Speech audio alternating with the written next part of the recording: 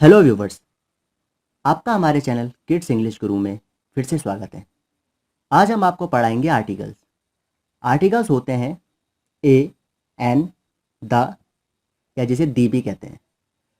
ये आपने सेंटेंस के आगे ज़रूर देखे होंगे, लेकिन आज हम आपको बताएंगे कि कैसे और कहाँ इन्हें यूज़ करते हैं।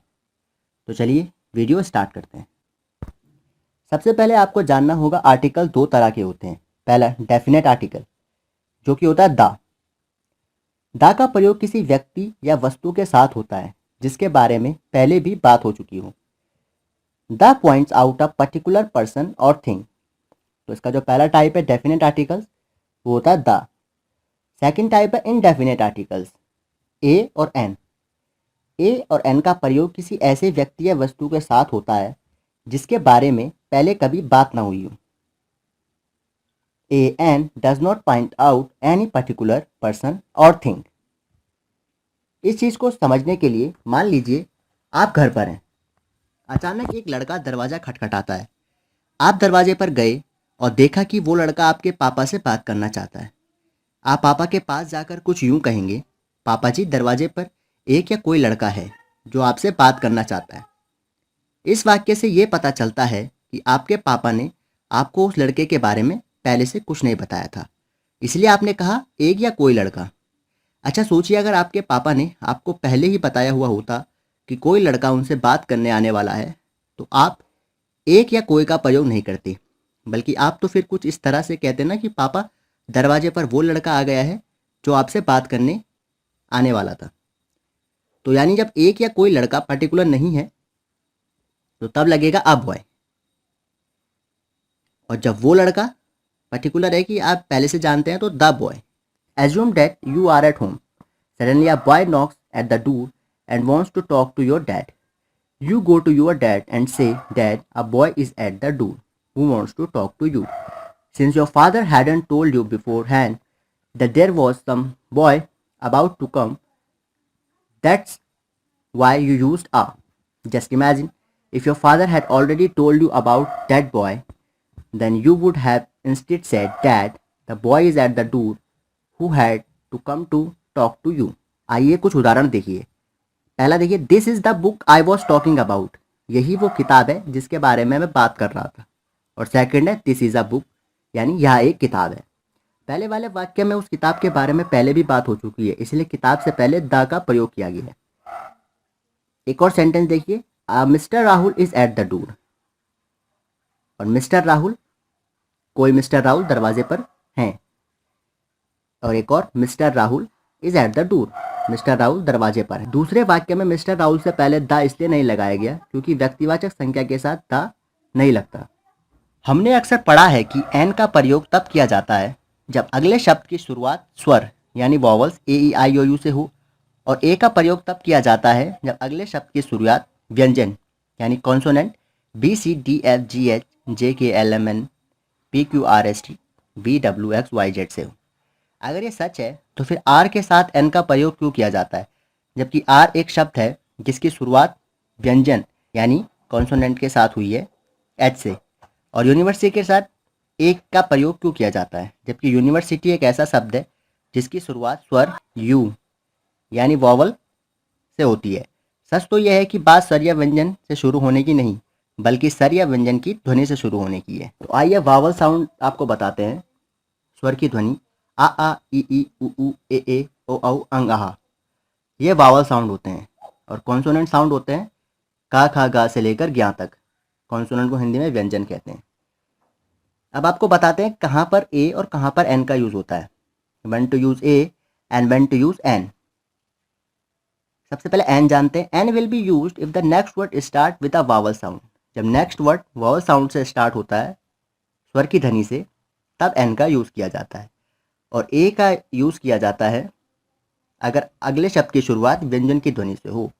ए will be used if the next word start with a consonant sound. Example देखिए, अ बॉय, बा ब्या कॉन्सोनेंट है, व्यंजन है, तो इसमें अ बॉय आएगा। अ पेन, पा की ध्वनि है, वो भी कॉन्सोनेंट है, तो अ पेन आएगा।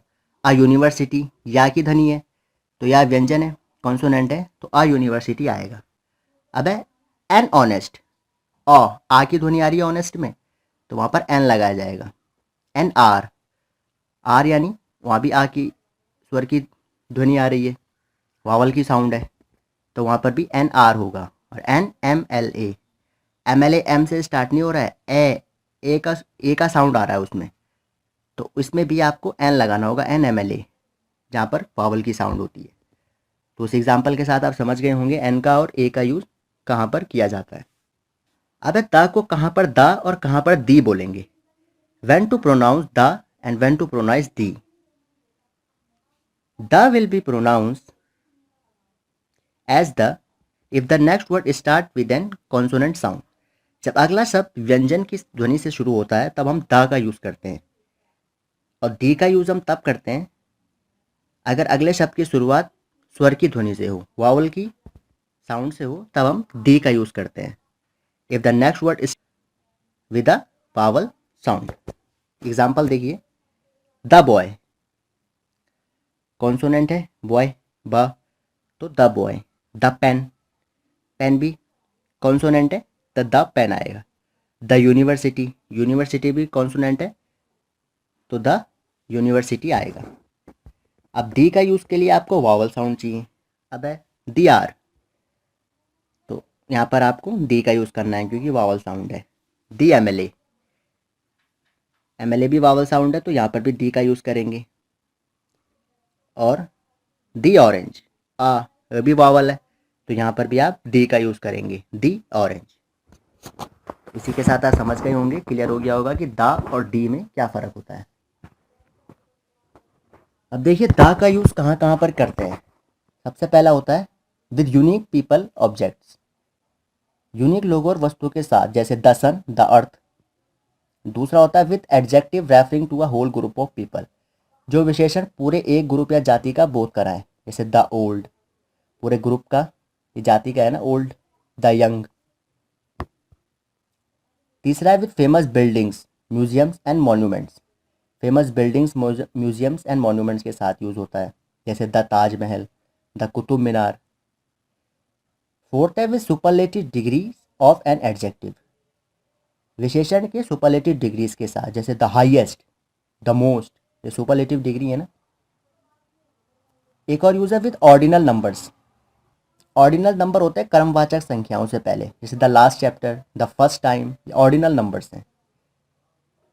एक और है with countries whose names include words like kingdom, states और रिपब्लिक, ऐसी कंट्रीज जिनका नाम के साथ किंगडम, स्टेट्स या रिपब्लिक होता है, जैसे the United state, the United kingdom, तो वहाँ पे द का यूज़ होता है।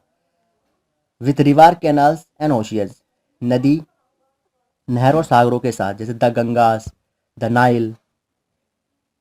और उन कंट्रीज़ के साथ भी होता है दैट हैव प्लूरल नेम, जिनके बहुवचन नाम होते हैं, जैसे कि द नीदरलैंड्स, एस आ रहा है, द फिलीपींस, एस आ रहा है। फैमिलीज़ के नेम के साथ भी द का यूज़ होता है, जैसे द राणास, द खान्स।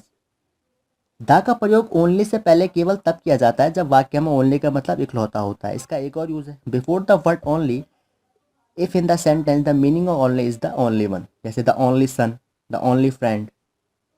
एक और द का यूज़ है होल से पहले व ऑल के बाद होता है।